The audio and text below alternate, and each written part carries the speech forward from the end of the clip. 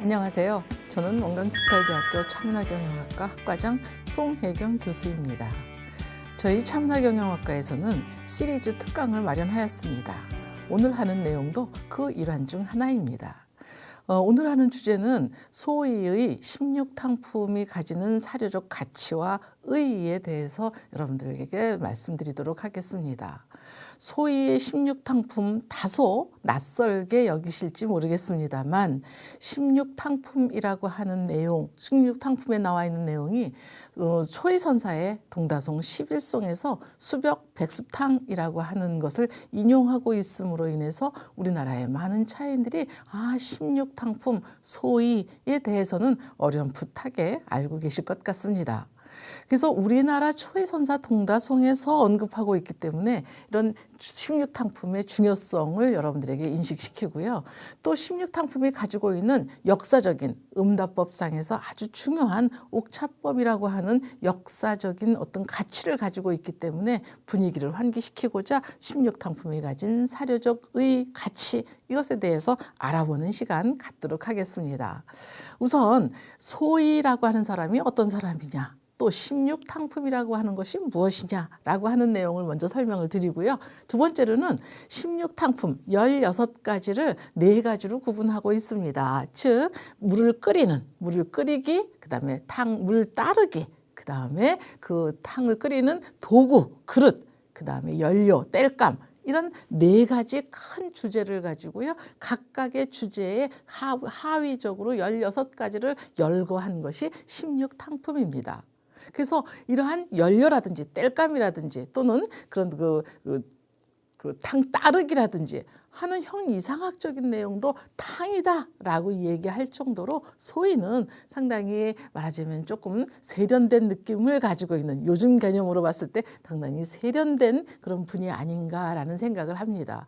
특히 16탕품이라고 하는 그 내용, 책을 초이선사가 소장하고 계셨고 그것을 읽고 그 내용 중에 일부를 동다송에 인용할 정도로 16탕품, 즉 소위의 16탕품은 초이선사에게도 의미 있는 책이 아니었나라고 하는 이런 점에서 가치가 있지 않나, 이런 생각을 하게 합니다. 그래서 이런 16탕품이 가지고 있는 16가지 탕을 여러분들에게 간단하게 소개를 드리고요. 마지막으로 16탕품이 가지는 역사적인 가치의 그것이 무엇인가라고 하는 이런 내용으로 진행을 해보도록 하겠습니다. 우선 소위와 16탕품이죠. 그래서 소위가 어떤 사람이냐라고 하는 그런 내용입니다. 소위는 소우라고도 불리고 있는데요. 소위에 대해서는 전혀 알려진 바가 거의 전무합니다. 거의 알려진 바가 없기 때문에 어느 도서나 어느 자료에 보아도 소위에 대해서 알려진 바가 없습니다. 다만 많은 학자들이 당말에 태어나서 5대 십국 시대를 거쳐서 송나라 초기까지 살았던 인물로 파악하고 있습니다. 그래서 경우에 따라서는 당나라 말기의 사람이다, 또는 5대 십국 사람이다, 송초까지 살았던 사람이다, 이렇게 의견이 분분하고요. 무엇이라고 단언할 수는 없습니다. 다만 소위에 대해서 알려져 있지 않긴 하지만 소위가 남긴 16탕품이라고 하는 책을 통해서 이 사람이 어떤 인물이었겠구나라고 하는 것을 추정할 수는 있을 것으로 봅니다. 자, 16탕품은 소위가 저술했다라고 하는 선아전이라는 책이 있습니다. 신선선자에 싹아자가 있죠. 그래서 이거는 차에 관한 이야기를 아주 그 노장사상이나 신선사상의 영향을 많이 받은 듯한 그런 냄새가 나는 그런 분위기가 풍기는 제목 이름입니다. 이 책이 남아 있었다면 소위의 16탕품 말고도 다른 다양한 자료가 남아서 우리에게 연구 자료로 이제 인용되었을 텐데, 안타깝게도 선아전은 실전되고 전해지지 않고 있습니다. 다만 그 중에 한 가지 16탕품이라고 하는 이름으로 도곡이라고 하는 사람, 즉 송나라 초까지 살았던 도곡이 쓴 청이록이라고 하는 큰 백과사전 같은 다양한 종류의 글 중에서 하나의 한 권의 16탕품이라고 하는 내용으로 실려져서 전해오고 있다는 것입니다.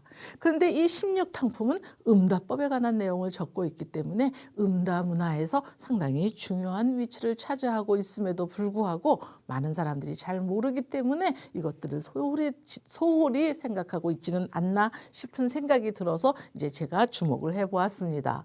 자, 16탕품의 개략적인 내용을 살펴본다면 서론에 해당하는 내용이 한 몇 줄 정도 되고요. 각각의 16탕품이라고 하지만 16탕품이긴 한데요. 한 탕품당 길어야 한 2줄, 짧으면 1줄 정도의 아주 간결한 내용으로 아주 짧은 내용입니다. 그 대신에 한자로 이루어져 있고요. 아주 함축적인 내용을 담고 있으면서 사상적인 내용을 많은 배경으로 깔고 있기 때문에 내용은 짧지만 그 안에는 풍부한 내용을 우리가 상상력을 동원한다면 얼마든지 유추가 가능한 그런 재미난 책이다라고 볼 수가 있겠습니다. 그래서 서론에 해당하는 거, 그래서 이 16탕품을 쓰면서 탕이라고 하는 게 무엇이냐, 우리가 말하는 인삼탕, 뭐 무슨 쌍화탕 하는 그런 탕도 탕인데 여기서 말하는 탕이라고 하는 게 무엇이냐라고 하면서 탕이라고 하는 것은 하고 탕자가 먼저 나왔습니다. 탕이라고 하는 거, 아까 잠시 말씀드렸다시피 물 끓이기, 물 따르기, 그릇 뗄감, 이렇게 4종류의 탕이라고 하는 것이 차의 운명을 좌지우지한다, 관장한다. 차의 목숨을 관장한다, 차의 성패를 좌우한다 하는 이런 내용으로 보면 이 4가지가 음다를 하는데 매우 중요한 거다라고 하는 내용을 맨 서도 몇 글자 안 되는 글자를 통해서 우리가 이해를 할 수 있겠다라고 하는 겁니다. 그 다음에 나오는 것이 만약에 명차라고 하더라도, 유명한 차, 좋은 차라 하더라도 그 탕을 함부로 다룬다면, 함부로 다룬즉 범말, 가루는 평범한 가루가 된다. 명차에서 유명한 차고 고급 차인데도 불구하고 이런 4가지를 함부로 대한다면, 잘못 다룬다면 평범한 가루차나 진배 없다라고 하는 내용을 서론격에 해당하는 내용으로 적고 있습니다. 그래서 이 4가지를 어떻게 하면 좋은 차를 만들 수 있느냐, 유명한 명차를 어떻게 저 명품 차탕으로 만드느냐 하는 그런 내용이고요. 물 끓이기를 3가지로 나누고 있고요. 물 따르기 3가지, 그릇 5가지, 뗄감 5가지, 5, 셋 해서 모두 16가지입니다. 그럼 의문이 생겨요. 왜 이 2가지는 5가지로 나누고 있는데, 구분하고 있는데 왜 물 끓이기와 물 따르기는 3가지씩으로 구분을 했을까 하는 궁금증이 우리가 생기죠. 그건 바로 물을 끓인다거나 물을 따른다거나 하는 것은 아주 짧은 시간 내에 물이 끓기 시작하면 순식간에 끓어 넘치죠. 그러다 보니까 이렇게 상세하게 여러 가지로 구분하는 것을 좀 어려워하지 않았나 싶어서요. 3가지, 즉 중심이 되는 거, 가장 중심이 되는 것에서 조금 부족한 거, 아니면 그 조금 지나친 거, 이런 식으로 중심에다가 가장 이상적인 탕을 두고요. 그 다음 순서대로 차등품을 순서대로 열거하고 있기 때문에 뒤로 가면 갈수록 좀 이상적이지 않은, 좋지 않은 것으로 보면 되겠습니다. 그래서 이 3가지를 이 3가지씩으로 구분하고 있는 그런 걸 볼 수가 있고요. 이 그릇이라든지 또는 뗄감이라든지 하는 것은 그릇의 재질이라든지 뗄감의 종류에 따라서 아주 많은 양으로 나눌 수가 있죠. 그래서 소위는 아마도 그릇이나 뗄감을 5가지 정도로 구분을 해서 가장 이상적인 거, 좋은 그릇, 부기탕, 금은으로 만든 부기탕을 가장 이상적으로 생각을 했고요. 법률탕이라고 뗄감 중에서는 그 당시에 당나라 말 5대 초기, 5대 식국 시대에 가장 이상적이었던 뗄감은 역시 요즘과 같은 가스나 전기가 아닌 수출 가장 이상적인 것으로 생각을 하고 있고요. 그 종류를 수치 1등이요 뭐 이렇게 얘기한 것이 아니라 명칭을 다르게 말하자면 소위가 생각한 대로 명칭을 정했기 때문에 우리는 다소 이 명칭만으로 상상하기는 조금 어렵지 않나. 있냐? 왜냐하면 한자로 이루어져 있고 우리가 잘 쓰지 않는 한자로 있는 경우도 상당히 많습니다만 어쨌든 물 끓이기에 득일탕이라고 하는 하나를 얻는다. 일이라고 하는 하나라고 하는 그런 개념이 노장사상에서 왔고 이 가운데 중이라고 하는 거는 차를 공부하는 사람들 중에서 중정이니 중환이 중용이니 하는 유교 사상에서 바탕을 두고 있는 그런 것에 어떤 의미를 두고 있지 않나라고 하는 상상을 하실 수 있을 것 같습니다. 자, 그래서 이제 구체적인 내용 분석을 통해서 그 하나하나를 조금 더 상세하게 여러분들에게 소개를 드리도록 하겠습니다. 자, 아까 서론에서 말씀드린 것처럼 음다법에서 탕의 중요성을 이야기하고 있다. 16가지 탕이 차의 성패를 좌우한다. 차의 목숨을 관장한다. 하고 이런 내용이 이제 소위가 이야기하고 있는 이런 것이 얼마나 중요하니까 이것에 주의를 두어야 됩니다라고 글을 써서 남겼다 하는 거 우리가 알 수가 있고요. 그런 탕의 분류와 종류는 물 끓이기에 가장 적합한 탕. 하나처럼 한일자처럼 조금 더 위로 기울어지거나 밑으로 처지지 않는 그런 하나를 얻는 득일탕이 가장 이상적이다면 그거보다 설 끓인 물, 영아, 어린아이처럼 설 끓인 물을 영탕, 아주 너무 많이 끓인 물을 백수탕. 마찬가지로 물을 따르는 것도 적당하게 잘 물줄기가 끊어지지 않고 잘 따르는 것을 중탕이라고 얘기한다면 물을 이게 너무 많이 따를까 봐 겁나가지고 이게 물을 떨었다 말았다 물이 끊어졌다 말았다 하는 맥이 끊겼다 이어졌다 하는 것 같은 단맥탕을 그 다음으로 얘기하고 있고요. 대장탕, 대장부죠. 그래서 대장탕처럼 확 따르는 거. 너무 과감하게 따랐을 때 오히려 물 따르기에 완급, 천천히 따르느냐 급하게 따르느냐에 따라서 이렇게 적당하게 따르는 거, 천천히 따라서 물이 잘 따라지지 않는 거, 기혈이 잘 통하지 않는 거, 너무 많이 왈칵 따른 거, 이런 순서대로 이 물 끓이기와 물 따르기를 설명하고 있고요. 그릇은 금은으로 만든 거 제일 좋게 쳤습니다. 요즘도 은다관 되게 좋아하죠. 금찻잔도 요새 많이 나오고 있어요. 그리고 수벽탕, 돌로 만든 거죠. 여기서 이 수벽탕과 백수탕이라고 하는 말이 이 백수탕이라고 하는 것이 말하자면 이 백수탕과 수벽탕이 초이스님께서 해거 홍현주에게 수벽탕에다가 돌로 만든 탕관에다가 어때요? 백수탕 물을 푹 끓여서 해거 홍현주에게 가져다 드리고 싶다라고 한 내용을 여기에서 인용하고 있다라고 하는 걸 알 수가 있습니다. 그 나머지 도자기로 만든 거라든지 또는 쇠라든지 철이라든지 이런 것 또는 그 유약을 바르지 않은 그런 걸로 만든 감가탕 이런 순서로 그릇의 종류를 순서로 5가지를 나누고 있고요. 땔감은 뭐니 해도 수춘 어때요? 가장 이상적인 거죠. 그래서 법률, 규범, 그다음에 완전 완벽한 이런 법률이라고 하는 그 단어에서 오는 엄격함 이런 것을 우리가 연상을 한다면 이렇게 법률탕 또는 일면탕, 그다음에 소인탕, 적탕, 대마탕 이렇게 5가지, 3가지, 16가지로 탕을 분류하고 있다라고 하는 것입니다. 자, 그래서 이 물 끓이기에서 가장 이제 3가지를 한번 살펴본다면 가장 좋은 탕을 득일탕이라고 얘기했습니다. 가장 이상적인 것인데요. 여기에서 이 하나라고 하는 것이 상당히 중요한 의미를 가지고 있습니다. 그래서 하나는 한일자죠. 삐뚤어지지 않습니다. 위로 치우치지도 내려가지도 않아요. 그래서 이런 하나를 얻은 탕이다. 항상 중정을 이루는 탕이다라고 얘기를 하고 있습니다. 그래서 얘를 뭐로 들고 있느냐?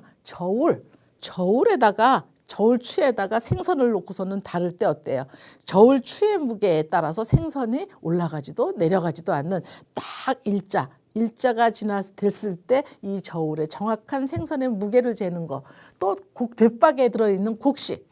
대박이 있으면 대박에다 곡식을 담고 이게 딱 깎지요. 그런데 예쁜 아가씨가 오고 마음에 드는 사람이 왔을 때는 이 깎을 때 어때요? 살짝 위로 깎을 수도 있겠죠. 또 미운 사람이 왔어요. 그럴 때는 어떻게 해요? 확 밑으로 깎을 수도 있겠죠. 그런 것은 하나를 얻었다. 득일이라고 보지 않는 거죠. 그래서 하나, 일자, 뒷박의 위에 평면이 하나가 될 수 있는 그런 탕, 그런 물끓임을 득일탕이라고 얘기하는데 거기에서 예로 들고 있는 게 과불급이다. 지나치거나 너무 지나쳐도 안 돼요. 이게 지나쳐서 올라가도 안 되고요. 또 미치지 못하는 것도 안 돼요. 지나쳐서도 안 되고 미치지 않아서도 안 돼요. 부족해서도 안 되는 거죠. 지나치지도 않고 부족하지도 않은 무과불급의 득일탕을 소인은 원했던 거죠. 그래서 여기에서 하나라고 하는 이 득일의 개념이 바로 노자도덕경에서 인용하고 있는 거고요. 이 이런 내용들이 다 노자도덕경에서 인용을 하고 있어요. 그래서 득일탕이라고 하는 거, 소희가 가장 16탕품에서 제일 으뜸으로 생각하고 있는 것은 노자 사상을 바탕으로 한 득일의 개념이다. 어찌 보면 소희의 차정신을 이걸로 봐야 되지 않겠느냐라고 하는 것이 저의 주장입니다. 많은 사람이 소희 스님의, 소희 선사의 차정신을 중정이다 뭐 이렇게 얘기 많이 하십니다. 또 유구의 차정신을 정행검덕이다 얘기하는데 소희의 차정신이라고 한다면 바로 득일이라고 하는 이런 개념이라고 보는 건 어떨까라고 하는 것을 제안합니다. 그래서 가장 이상적으로 생각했던 것이 바로 득일탕이었다면 그거보다 미치지 못해. 정상으로 끓이려면 10분을 끓여야 되는데 한 8분 정도 끓였어요. 좀 설 끓인 탕을 영탕이라고 얘기했어요. 우리가 깐난쟁이가 응애응애하고 올 때 깐난쟁이를 영아라고 얘기해요. 그 영아가 조금 자라면 유아가 되죠. 유아가 조금 더 자라면 소녀가 되죠. 그 다음에 청년이 되고 장년이 되고 노년이 됩니다. 그래서 물 끓이기 중에서는 가장 깐난뱅이, 아주 설 끓여서 어린아이 같다라고 하는 의미의 영탕이라고 하는 거죠. 그래서 가마솥에서 물을 끓였어요. 바깥에 실외에서. 가마솥에서 물이 끓기 시작하자마자 요 단어가 바로 초이선사 13송의 취도녹향 재입조할 때 이 재자입니다. 저는 초이선사 동다송을 공부하면서 이렇게 어려운 한자를 어떻게 쓰셨을까라고 했는데 소희의 16탕품을 꼼꼼히 살펴보면서 여기에 나와 있는 이 글자의 내용을 아마도 초이 스님은 같이 동다송에서 같이 용사하신 건 아닌가라는 생각을 하게 했습니다. 그래서 물이 끓기 시작하자마자 끌어내리는 거예요. 조금 더 끓어야 되는데 그래서 이런 것을 웃을 줄도 모르는 갓난 아이에게 장부의 일을 맡기는 것 같다. 대장부의 일을 맡기는 것 같은 설끓임물을 영탕이라고 했고요. 제3품 백수탕에서는 이야기를 나누다가 또는 수다 떨다가 또는 일에 너무 정신이 몰두해갖고 물이 너무 끓어 넘치는 거를 감지하지 못한 탕을 백수탕이라고 얘기했어요. 백수는 놀고 있는 사람이 백수인가요? 여기서 백수는 오래 산 사람, 나이 든 사람, 이걸 예를 들고 있기 때문에 200의 선인장차라고 하는 시, 우리가 초이동다송에서 많이 배웠습니다. 200의 선인장차에 나와 있는 그 창백한 노인이 화를 관역에 맞출 수 있겠느냐 하고 이 소희가 여기서 인용하고 있는 것은 이 소희보다도 전 시대에 살았던 200, 당나라의 아주 유명한 시인이죠. 두부와 같이. 그래서 당나라 때 유명한 200이 썼던 시를 보고 소희는 백수탕에다가 예를 들어서 여기다가 글을 쓰고 있습니다. 초이선사는 어때요? 초이선사는 200의 시도 보고 이 소희의 16탕품도 보셨기 때문에 그 두 가지 내용을 종합해서 초이선사 동다송에서 이런 비슷한 내용을 인용하고 있다라고 하는 것을 우리가 알 수가 있습니다. 그래서 우리나라 차인들과 소희의 16탕품이 무관하지 않다라고 하는 걸 알 수가 있겠죠. 그래서 이런 소희의 사상적 배경을 알 수 있는 것이 많은 책을 인용했을 때 그 인용 출처에서 이 사람이 이걸 중요시하게 생각했구나 하는 걸 우리가 느낄 수가 있습니다. 1품 득일탕과 2품 영탕에서 노자도덕경을 인용하고 있어요. 그렇다면 소희라고 하는 사람이 왜 노자도덕경에 그렇게 심취해 있었을까를 생각해 본다면 당나라 때 황실에서는 당나라 고조 이연이 나라를 통일해서 당나라를 세웠는데 보니까 어떤 정체성을 확립하기 위해서 보는데 노자의 본래 성이 이씨였어요.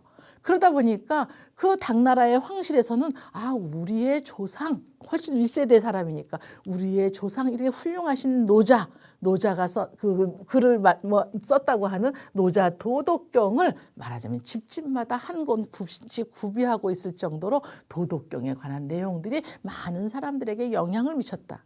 소위같이 문장을 쓰고 글을 쓸 수 있는 문인이었기 때문에 당연히 이러한 내용, 도덕경에 있는 내용을 충분히 알고 있었고 자기가 원하고자 하는 책에 말하자면 인용을 했는데, 기본적으로 어때요? 유교를 바탕으로 깔고 있는 이 시대 문인들인데 오히려 유교적인 사상보다는 노자 사상을 더 중요시해서 이 여기에다 소위 16탕품에 인용했다라고 하는 걸 본다면 훨씬 더 이거에 경도되고 있지 않았나라고 하는 생각이 듭니다. 그래서 이상적인 물그림과 차등품을 이게 순차적으로 언급하고 있다라고 하는 걸 알 수가 있고요. 여기에서 이제 200의 당나라 때 200의 선인장차 시를 보고 소위가 16탕품에서 이렇게 백수탕에서 이 내용, 똑같은 내용, 얼굴색이라든지 차의 효능에 대해서 소위 200은 이렇게 얘기했습니다만 이렇게 소위가 여기 이 내용을 가지고 자기 스타일대로 이렇게 다시 바꿔서 얘기를 했고요. 초의선사, 조선의 초의선사는 이런 두 가지 내용을 가지고 팔질안녀 요도홍이라든지 환동진고 신엄석 이라고 하는 자기 스타일대로, 당신 스타일대로 이 내용을 조금 바꿔서 글로 옮겨 적고 있다. 그래서 이렇게 세 사람이 시대는 달리하고 지역도 달리하지만 어때요? 그 같은 내용으로 같이 공감대를 형성할 수 있다는 거.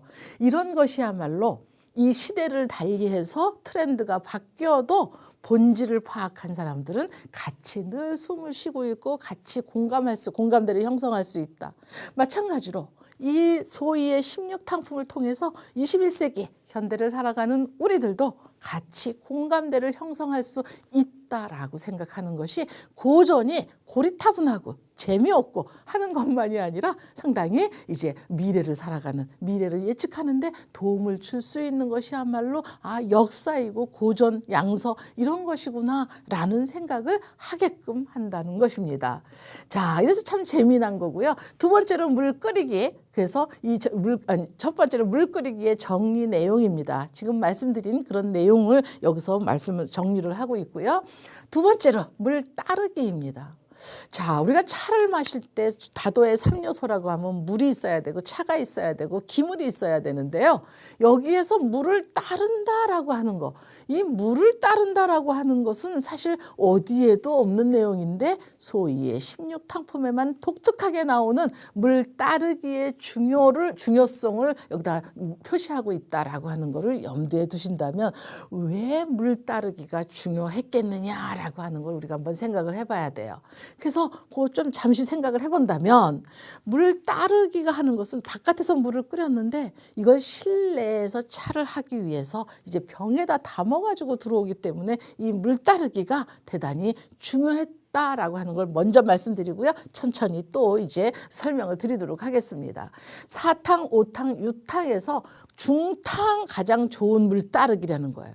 저 가운데 중자는 우리가 조금 주의해서 본다면 가운데 중자는 여기서 가운데 또는 동그란 거의 중심 이런 뜻이라기보다는 중용에서 얘기하고 있는 중화의 개념 또는 뭐 중정이라든지 중도라든지 하는 이런 어떤 형이상학적 개념으로 우리가 이해를 하신다면 여기에서 물을 중심을 잡고 가운데 중탕으로 따른다는 것은 천천히 따라서 손에 힘이 없어 갖고 있잖아. 물이 따를까 말까 하는 이런 것도 아니고 너무 확 따른 것도 아니고 적당한 따르기다. 그래서 탕을 따르는 완급에 의해서 차의 성패가 좌우하는 건데 가장 이상적인 물 따르기는 중탕이다 하면서 두 가지 예를 또 들고 있어요.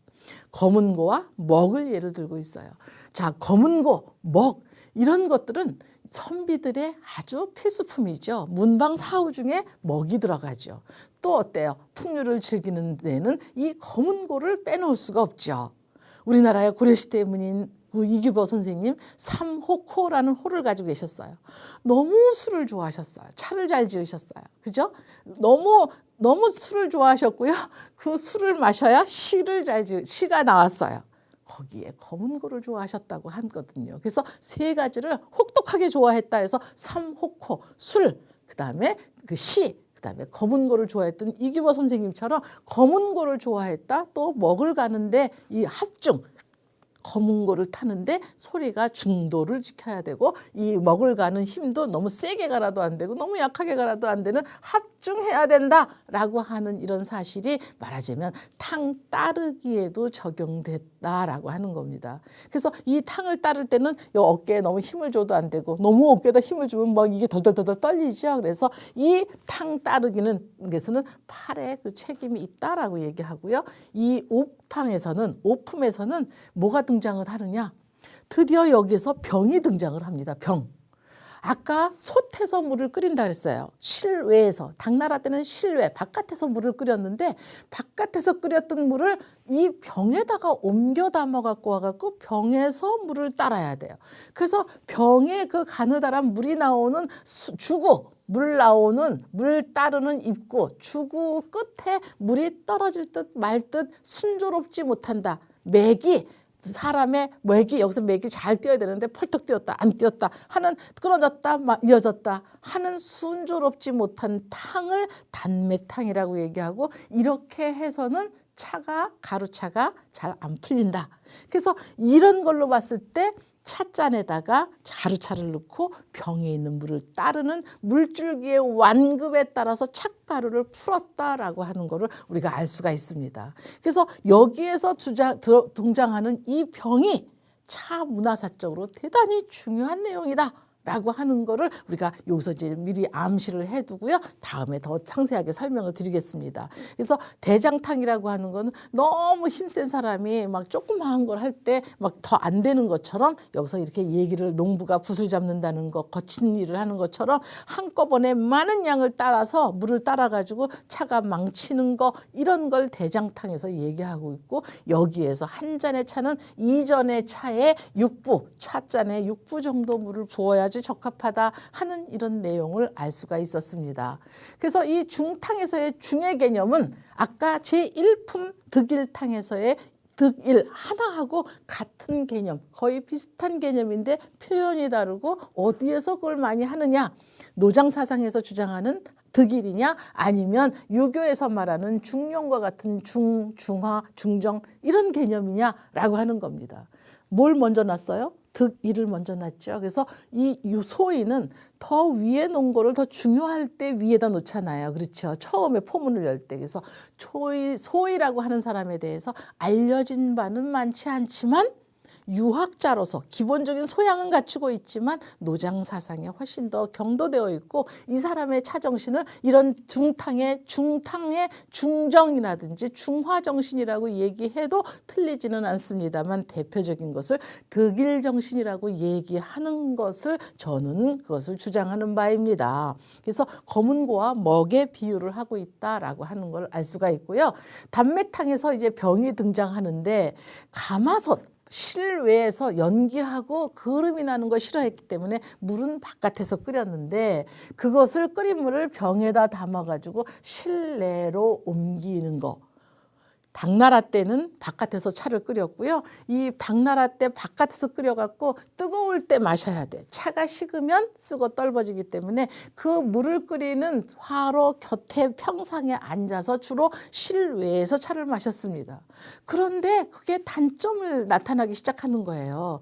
겨울에는 여름에는 뭐 봄 가을에는 바깥에서 먹는 거 좋습니다만 겨울이 되면서 추운데 차 한 잔 마시려고 벌벌 떨면서 차를 마시기 어려우니까 어떻게 생각이 났느냐. 소위 시대에는 벌써 바깥에서 이런 큰 용도의 솥에다가 이런 정도의 솥에다 물을 끓이고 이 물을 이 병에다 담아서 손잡이에 들고 운반을 해서 실내로 들어간 거 아니냐.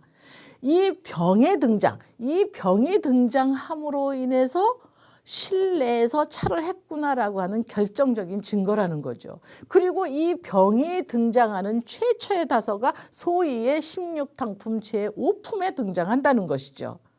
이것이 가장 역사적인 일이고요. 그 언제 신뢰로 들어왔느냐라고 가늠할 때 소위의 16탕품 시대 이후부터 신뢰로 들어왔다. 그래서 이러한 탕병이 송나라로 넘어가면 조금 더 발전을 해서 이 줄기가 더 커지고 부리가 커지고 더 길쭉해지고 얘를 직접 불에다 올려놓고 끓이는 그런 형태가 생기게 된다는 거죠. 그래서 이 소위의 16탕품에는 가마솥에다가만 물을 끓이고 이 병에다 담아서 옮겼다. 라고 생각했는데 맨 15품에 가면 이 연정부병이라고 하는 말이 나와요. 연정부병. 연은 태운다는 소리고 이건 솥정자입니다. 세 발 달린 솥. 이건 부가 되어 있다고 이건 병이라는 뜻이에요. 그렇다면 솥에다가 끓였다는 거지 이 병도 병에다 끓였다는 얘기잖아요. 솥에 딸려 있는 병에다가 불을 뗐다. 끓였다는 거잖아요.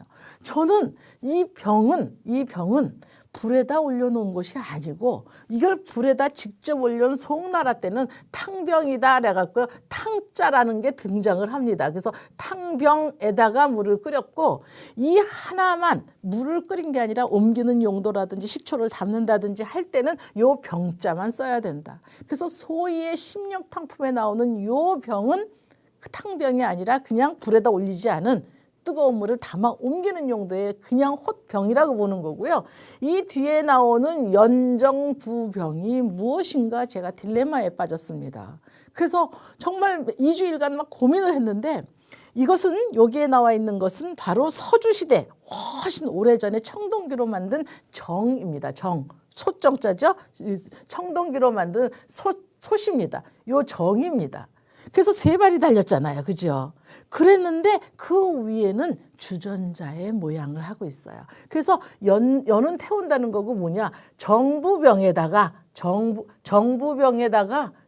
요게 정의 형태를 한 병. 세 발 달린 정의 형태를 한 병에다가 말하자면 그걸 물을 끓였다라고 우리가 볼 수가 있는 것입니다. 그래서 요 5대 십국 시대에 이러한 정부병이라고 하는 형태를 발견할 수 없어서 서주 시대의 것을 제가 그 책에서 끌어왔습니다. 여기서 서주 시대 것. 그래서 여러분들이 보는 이것은 전부 다 당나라 때도 좀 있었던 거고요. 당나라 때도 이런 형태가 있고 요건 당나라 때, 요기 5대라고 그랬는데 요건 당나라입니다. 당나라 때가 있고 5대 때도 이런 거고 유사한 모양이에요. 그래서 실외에서 이런 데다 끓였고 여기 있는 물을 여기다가 옮겨 담아서 실내로 가져왔다 하는 이런 내용을 저는 중요하게 생각을 했습니다. 그래서 보면 병이 당나라 때 그러니까 이렇게 음다의 병이 쓰이기 이전에는 이렇게 주구가 뭉뚝했습니다. 식초를 담는다든지 액체를 담는다든지 술을 담는다든지 했을 때 이렇게 주구가 뭉툭했는데 탕을 따르는 물줄기의 세기에 따라서 찻가루를 풀어야 됐기 때문에 이렇게 주구가 가늘고 뾰족해져요. 그렇죠. 한꺼번에 많은 양의 물이 일로 들어가려면 유속이 빨라지겠죠. 속도가 빨라지면 여기서 나오는 물줄기가 세서 가루차를 잘 풀을 수 있었기 때문에 이 5대가 되면 이렇게 주구의 끝이 5대가 되면 주구의 끝이 어떻게 돼요? 이렇게 가늘고 길어집니다. 요것이 송나라로 넘어오면 여기다 직접 불에다가 떼고요. 이게 더 길어지고 요 부분이 더 날렵하게 물 떨어짐이 작은 양을 7번에 걸쳐서 따라야 됐기 때문에 더 말하자면 이게 뾰족해집니다. 손잡이도 물론 생기죠. 그래서 목이 길어진다는 얘기는 목이 가늘고 길어진다는 얘기는 말하자면 엎어져도 다 흐르지 않고 목이 좁아야지 물이 식지 않겠죠. 그래서 여기에다 직접 불을 떼지는 않았습니다만 이때는 탕병에 송나라는 물이 식는 걸 방지하기 위해서 불에다 직접 올려놓고 찻잔을 데우는 그런 역할도 같이 했다라고 하는 거를 우리가 알 수가 있습니다. 자, 그래서 사품 중탕에서 대장탕까지를 이렇게 정리를 해본다면 찻자리가 실내에서 실내로 옮겨졌던 것은 병의 등장을 통해서 이렇게 갔구나 하는 대단히 중요한 차 문화사적으로 대단히 중요한 내용을 우리가 알 수 있었다. 그래서 5대 때의 그림입니다. 남당 시대의 그림인데요. 이 실내에서 한의제라고 하는 그 제상이었었는데 제상을 하라 그러는데 안 하고 맨날 집에서 밤에 연회만 베풀었어요.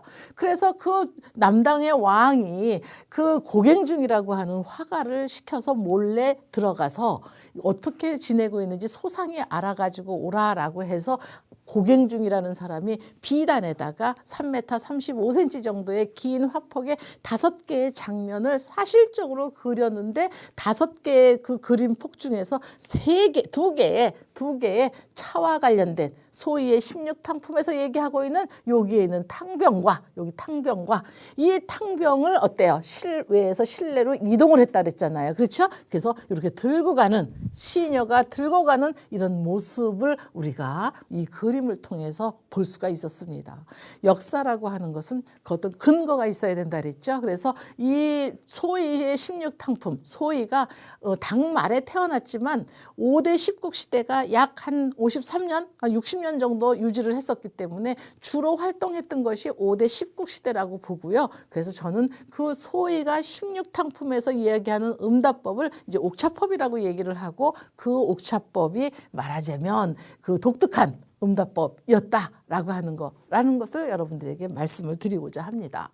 자, 그래서 이 세 번째로 그 그릇에 따라서 이제 5가지로 나누고 있는데 그릇의 재질입니다.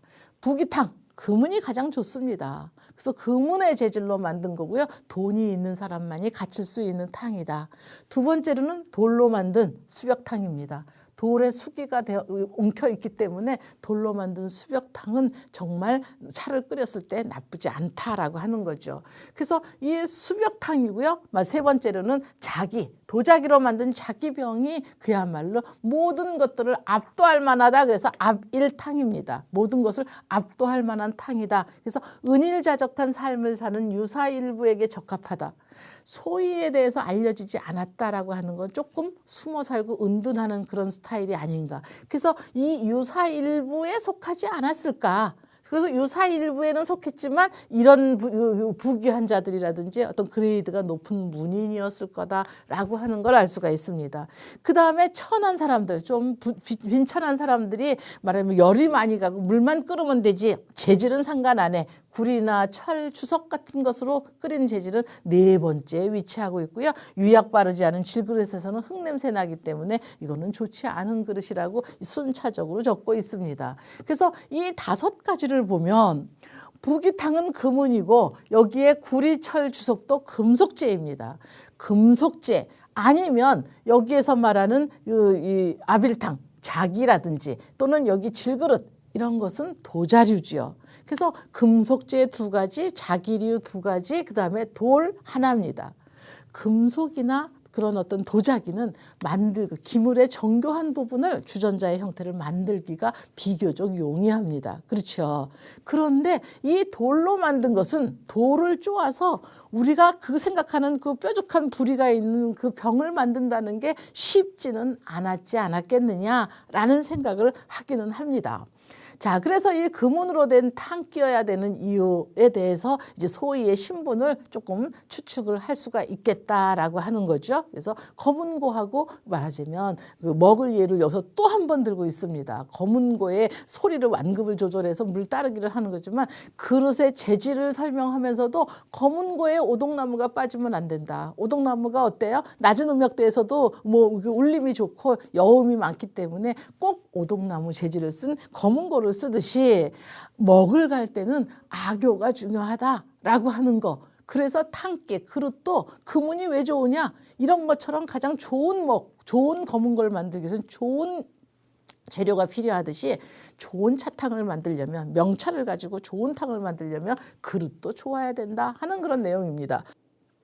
그런데 금속재나 자기재는 만들기가 쉽다고 말씀드렸습니다만 돌로 된 수벽탕은 어때요? 돌로 된 수벽탕은 만들기가 좀 어렵다 그랬죠. 오래전부터 이런 그 돌은 재질이 흔하고 많았기 때문에 또 문양도 새겨넣기 좋았는데 또 불구하고 이제 말하자면 만들기 좀 어렵지 않았겠느냐라는 제가 생각을 하는데, 지난번에 이제 그 김포에 있는 다도박물관에 갔는데 곱돌 소시 주전자입니다.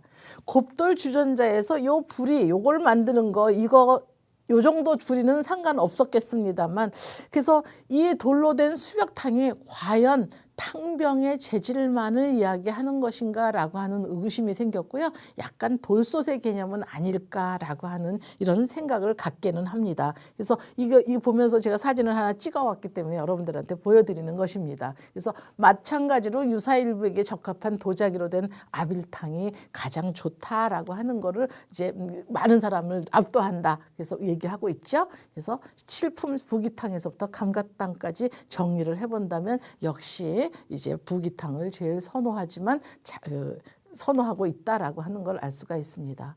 마지막으로 땔감입니다. 땔감은요, 옥차라고 하는 말이 처음 나오는 게 제12품 법률탕입니다. 땔감 중에서 가장 으뜸이 수치로 만든 거라 그랬죠. 수치라고 그랬어요. 그래서 그 옥차의 탕은 수치 아니면 안 된다고 본문에서 얘기하고 있어요. 12품에서. 옥차의 탕, 옥차라고 하는 것은, 옥차탕은 수치 아니면 안 된다. 거기에서부터 나온 명칭이 바로 옥차법, 소위의 16탕품에 나오는 그 음다법의 이름을 옥차법이라고 많은 학자들이 명명을 하고 있습니다. 그래서 많은 사람들이 연기 나는 거, 그 다음에 끓음 생기는 거를 대단히 싫어했는데, 왜 찬물 타탕을 맛을 변하기도 하고 색깔을 변하기도 하니까. 그래서 옛날에는 지금 같은 가스나 전기가 없을 시대에는 숯이 가장 좋은 연료로 많은 차인들이 얘기를 했던 것입니다. 그래서 소위도 역시 땔감 중에서는 숯을 제일 으뜸으로 치고 있다라고 하는 거예요. 자, 두 번째 일면탕은 섬나무나 밀기울 타다 남은 숯. 그래서 그런 건 성품이 가벼워서 물이 잘 안 끓기 때문에 영탕에 적합한 재료라고 볼 수가 있겠죠. 이런 걸로 떼면은 영탕이 되니까 두 개 다 좋지 않겠죠. 그 다음에 세 번째로는 동물의 배설물입니다. 동물의 배설물은 말하자면 화력이 좋습니다. 그런데 냄새가 나겠죠, 아무래도. 그래서 초식동물의 배설물을 하고 육식동물의 배설물은 냄새가 좀 틀립니다. 초식동물에게서는 그다지 냄새가 나지 않는데요. 육식을 먹은 배설물에서는 유황이라든지 질소라든지 이런 것들이 말하자면 냄새를 내는 주 암모니아 그런 것들 냄새가 나는 주 원인이기 때문에 되도록이면 그 배설물의 연료로는 초식동물의 배설물을 쓴다라고 하는 거지만 역시 어때요? 차의 맛과 향을 좋지 않게 한다. 나머지 대나무나 조리대, 잣나무까지는 화력이 안 세다는 거죠. 그래서 중화를 이루지 못한다. 불의 중화를 이루지 못한다라고 하는 거죠. 마지막에 대마탕은 제일 16가지 중에서 제일 1품이 이 소위가 생각하고 있는 득일의 개념, 가장 이상적인 개념이라고 본다면 제일 마지막은 어때요? 결론에 해당하는 거라고 볼 수가 있습니다. 그래서 가장 좋은 게 득일탕이라면 가장 꺼려하고 조심해야 될 것은 대마탕이다. 그게 바로 뭐냐? 연기 나는 거, 끓음 나는 거. 즉 연기가 났기 때문에 실내에서 찻자리를 할 수 없는 걸 우리가 여기서 암시를 할 수가 있는 거죠. 그래서 이렇게 땔감까지 통해 가지고 이제 우리가 화력의 색이나 어떤 냄새나 그름이 나는 이런 것 때문에 이런 것들을 별로 좋게 생각하지 않고 이 숯을 가장 좋은 연료로 우리가 생각하고 있구나 하는 걸 알 수가 있었습니다. 자, 마지막으로 16탕품의 사료적인 가치에 대해서 설명을 해드리도록 하겠습니다. 당나라의 음다법, 유구가 얘기하고 있는 자차법, 전차법과도 틀리고 송나라 때의 어떤 점차법과도 틀린 그 옥차법, 아주 개성적인 옥차법이라고 하는 거죠. 이 옥차법은 어떤 순서로 말하자면 차를 타느냐? 소위의 16탕품에는 이 옥차법의 순서가 순차적으로 이렇게 나와 있는 것은 절대 아닙니다. 그래서 소위의 16탕품에 있는 내용을 통시적으로 이해를 해서 그중에서 다 조합을 해본다면 일단 물을 끓여야 되겠죠. 물을 끓이는데 어디다 끓였다고요? 가마솥에 끓였어요. 좀 큰 입구가 큰 가마솥. 어디에서 끓였을까요? 실외에서 끓였어요. 또 한 가지는 정의 형태를 한 병. 보여드렸죠. 그 서주시대 거 정의 형태의 병에다가 했는데 이건 어때요? 불을 뗐기 때문에 끓음도 있고 이걸 들고 실내로 들어가게 되면 뜨겁기도 하고 무겁기도 하니까 사실 이건 많이 사용하지 않았을 것이다 라고 하는 걸 우리가 알 수가 있습니다. 자, 물이 끓어서 갖고 들어갔다면 찻잔에다 뭘 준비할까요? 이전에 찻가루를 넣고 거기다 물을 처음에는 조금 부어가지고 차고를 먼저 만듭니다. 한꺼번에 가루에다가 물을 많이 붓게 되면 가루가 뭉쳐서 덩어리가 생길 수 있기 때문에 일단 고를 만드는데 송나라 때도 먼저 차고를 만들고 난 다음에 물을 부어서 격불을 했어요. 송나라 때는. 근데 여기서는 격불을 하지 않습니다. 즉 고를 만든 다음에 병의 물을 찻잔 가장자리에 육부가 되도록 부어서 물줄기의 세기로 물을 풀어 마셨다라고 하는 걸 우리가 알 수가 있고요. 이때 주전자, 병의 주구를 통해서 나오는 물줄기의 완급을 조절하여 차고가 잘 골고루 풀어질 수 있도록 했던 방법이 바로 소위의 옥차법이다라고 하는 거예요. 당나라 때는 솥에다 물도 끓이고 차도 끓였어요. 그렇죠. 완전히 틀리죠. 주로 실외에서 했는데 옥차법은 실내에서 했고 어때요? 탕병의 물줄기의 세기로 풀었어요. 송나라 때는 탕병 자체를 불에다 올려놓고 끓였어요. 그리고 차선이나 차시로 격불을 해서 그 부드러운 유화를 즐겼던 것이 바로 이런 그 옥차법과 점차법이 다르고 옥차법과 당나라의 전차법이 다르다라고 하는 겁니다. 그래서 이 두 가지가 다르다라고 하는 거, 점차법과도 상이하다 하는 이런 내용을 여러분들이 잠시 설명을 통해서 알 수가 있었을 것 같습니다. 그래서 이렇게 구분을 해본다면 물 끓이는 도구가 이렇게 좀 바뀌게 되겠죠. 그 다음에 격불 도구가 없었어요. 그죠? 이것도 뭐 격불 도구라고는 볼 수는 없습니다. 그죠? 물을 한번 휘저어 뜬 거니까 격불 도구라고는 볼 수 없습니다만 송나라 때는 찻이나 차선이 생겼다라고 하는 걸 알 수가 있습니다. 자, 그래서 그 병의 역할, 두 번째로는 16탕품에서 병의 역할과 의의라고 하는 것은 바로 뭐냐? 찻자리가 실외에서 실내로 옮겨갔다라고 하는 아주 중요한 역사적인 사실을 증명하는 것이 그 병의 역할입니다. 그래서 끓였던 물, 실외에서 끓인 물을 실내로 이동이 편리하도록 손잡이가 있는 병에다가 옮겨왔다라고 하는 거죠. 물이 식지 않도록 이렇게 여기 입구가 좁고 뚜껑이 달려있는 것도 있죠. 다양한 종류의 병이 상당히 많습니다. 여기 대표적으로 하나만 제가 예를 들었습니다만, 그래서 목 부분이 가늘고 물끓임을 살피기는 어려웠다라고 하는 거죠. 물이 나오는 주구가 가늘고 길어서 물줄기의 세기로 풀어 마셨다. 송나라 때는 훨씬 더 정교해졌다 하는 걸 알 수가 있었습니다. 자, 병의 의의는 뭐예요? 당나라 때 실외에서 자꾸만 차를 하니까 추운 겨울에 못 마시니까 다유군한, 당나라 유구다경의 군한 중에서 9번째 군한에서는 뭐라고 얘기를 하고 있어요? 하흥동패비음야, 여름에는 흥하고 겨울에 패하는 거는 차인의 자세가 아니야 라고 얘기했습니다. 그래서 이걸 갖다가 보충하기 위해서 찻자리가 실내로 이동을 하게 된 거고, 그 이동했다는 증거가 바로 병이다 라고 하는 그런 내용입니다. 그래서 이 대단히 중요한 병의 역할이 대단히 중요했다라는 거고요. 마지막으로 노자 사상을 반영하고 다도 개념을 정립한 것이 소이다라고 하는 거거든요. 지금까지 소이의 다도 정신이 뭐냐라고 한 번도 누구도 주장해 본 적이 없습니다만, 저는 소이의 다도 정신을 득일 정신이다라고 얘기하는 것이 바로 노자 사상을 반영하고 있다는 거죠. 문인으로서 기본적으로 유교적인 소양을 갖추고 있었던 건 누구도 알 수 있습니다. 그렇죠? 그러나 득일탕, 제일 처음에 가장 중요한 위치에 노자도덕경의 내용을 인용해서 득일이라는 개념을 썼다는 걸로 봐서도 노자사상에 큰 영향을 보았고요. 사품에서 사품 중탕에서는 유교적인 중정사상이지만 일품 득일탕보다 더 밑에 있기 때문에 노자사상이 더 위에 있지 않았나 하는 이런 내용으로 우리가 알 수가 있습니다. 그래서 16탕품에 나타난 다도사상을 득일이다 또는 중정이다, 중하다, 무가불급이다 라고 하는 여러 가지가 많이 혼재되어 있는 것을 우리가 알 수 있습니다. 어떤 한 문인이 어떤 하나의 사상에 경도되는 것은 아니고 지배적이고 주류적이었던 것이 말하자면 득일의 노자사상이었다라고 하는 걸 여러분들에게 말씀을 드릴 수가 있고요. 이러한 그 16탕품의 초이선사도 말하자면 영향을 받아서 수벽백수탕이라고 하는 내용을 동다송에서 언급을 하고 있기 때문에 우리는 동다송이라고 하는 그 책의 내용, 아주 깊이가 있는 동다송의 내용을 우리가 많이 읽고 공부를 합니다. 그래서 거기에서 언급하고 있는 소위의 16탕품이야말로 우리가 조금 더 주의해서 봐야 되고요.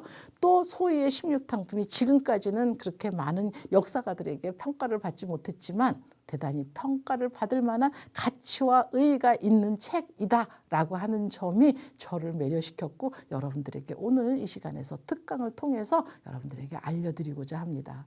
차를 사랑하는 많은 사람들 또는 차를 공부하는 많은 학생들 여러분들께서는 이렇게 시대와 장소를 달리하는 먼 곳에 있는 그런 내용들이라 하더라도 오늘날 우리에 맞게 되새긴다면 앞으로 미래 가치가 있는 그런 좋은 차인이 되지 않을까라는 생각을 하게 합니다. 그래서 이렇게 짧은 시간 하려고 했는데 조금 길어졌습니다. 다소 길어졌습니다만 그동안 이렇게 경청해 주셔서 정말 감사드립니다. 다음에 더 좋은 내용으로 여러분들 찾아뵙겠습니다. 감사합니다.